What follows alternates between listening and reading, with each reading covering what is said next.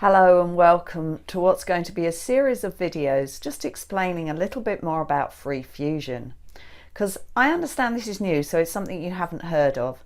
And when I tell people that there are these new classes going, they always of course ask me what it's about.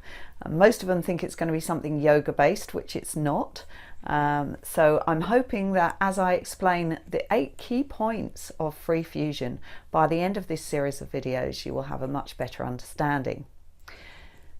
So free fusion is emotional education in a really fun and friendly class. It's bridging the gap between maybe going to get some help for your stress or even physical therapy like aches and pains from sitting in a desk or repetitive strain injury, that type of thing, and an exercise class, because I know that you understand that if you want to get fitter physically, that you'll go to an exercise class or to the gym, and if you wanted to lose weight, you'd probably go on a diet, maybe go on a diet to a diet club or follow a proven plan. So by creating an exercise class that teaches you how to be emotionally fit, I've sort of put the mindset, if you like, all together, so it's something that hopefully will feel really comfortable and really familiar to you. So free fusion is built on an 8-point system, and if you like, these are the 8 essential skills that you need to ensure that you can have a healthy body and a healthy mind. And the first one on that is what I'm going to talk about today, and that's self-awareness. So what is self-awareness? It's about really noticing what's going on in your body, because your body and your brain are linked. So a healthy mind makes a healthy body, and a healthy body makes a healthy mind. You change what's in your mind and you change the way your body responds and what it feels like, and you change the way your body is and you change what's in your mind. So part of the reason for self-awareness and for putting it in the free fusion is that I can teach you how to use your body to overcome emotional issues, because sometimes they can be quite painful to deal with directly, and the more we try and stop ourselves from going down a negative path or try and stop ourselves from being stressed, actually the more we focus on it. So this gives you something really useful and practical to do instead. So self-awareness in the free fusion class, we use a number of techniques, and you'll learn that quite a few of the techniques we use cross over. So mindfulness is very important with this. Posture is important.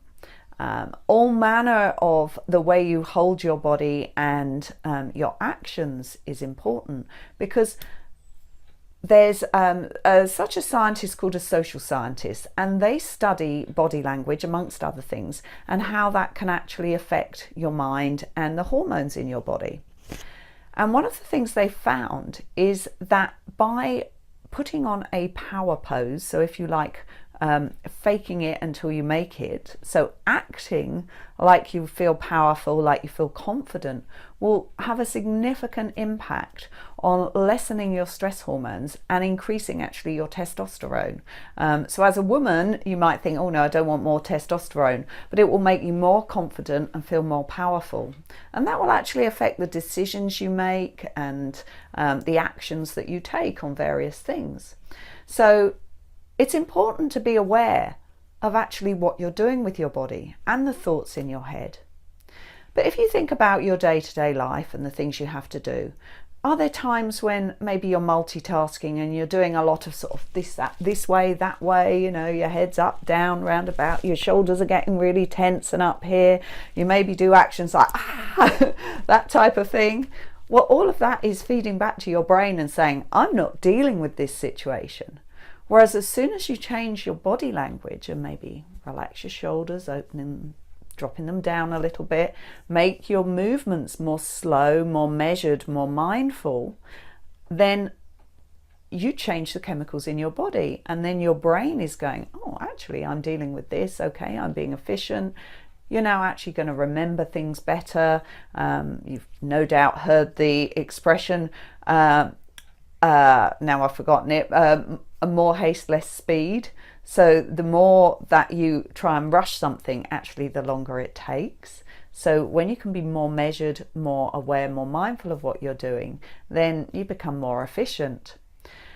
Now, these power poses that I've just mentioned, funnily enough, we have a universal power pose that even somebody that has no sight and was born blind will use the same power pose if they win a race or they achieve something. And I'll show you what that is now. So it's arms up, head up a little, as if you were crossing the winning line, like, yeah. So actually we use a bit of power pose in free fusion. We use a laughter yoga technique, which is to clap. Very good, yeah. So we do that maybe at the end of an exercise or at the end of the session, just to sort of rejoice in the fact that, you know, we have this ability to produce these happy hormones, and here, have another shot of them. So in your everyday life, if you can use some of the exercises that we teach in free fusion, you will learn to actually tune into your body. So when we start a class, that's what we do first of all. We just tune in to where we are at that moment in that time.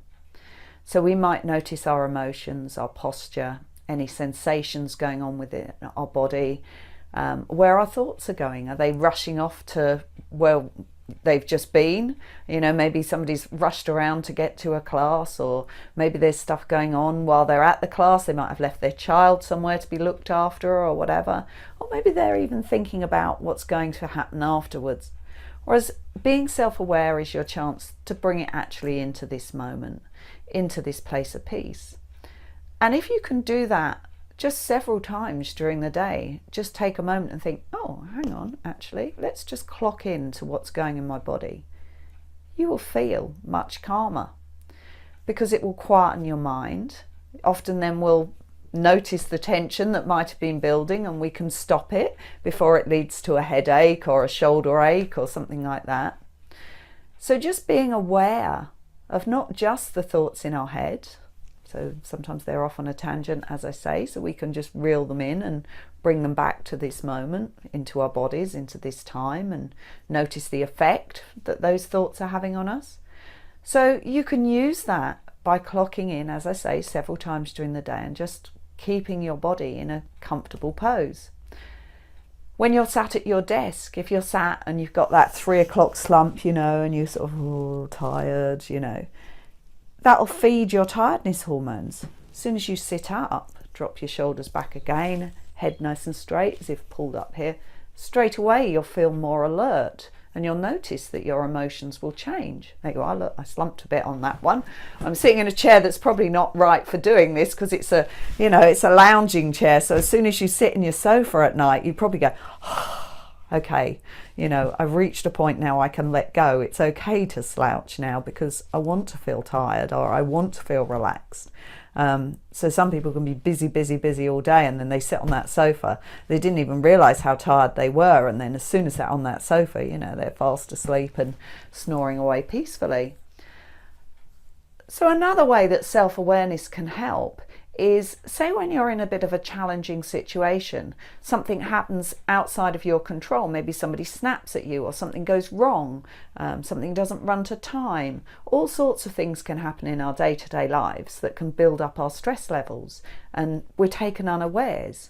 But when you've tuned in and learned to be more aware with your body, then you're able to take just that little bit step back and go, oh, okay, that's how I've responded to this, but not necessarily reacting. So somebody snaps at you, if you're not really aware of how that's how your body has processed that, then you might just straight away snap back, and then the situation escalates. Whereas if you're self-aware enough, somebody snaps at you and you might think, oh, actually that hurt a bit, but not telling the story of that hurt, of going, oh, well, right, that's not fair then, so I'll say this and I'll say that. You just think, okay, what's the best way to respond? So a way of responding rather than reacting to a situation. So there's a lot of information in a short space of time, and you might think, well, how does this really relate to an exercise class?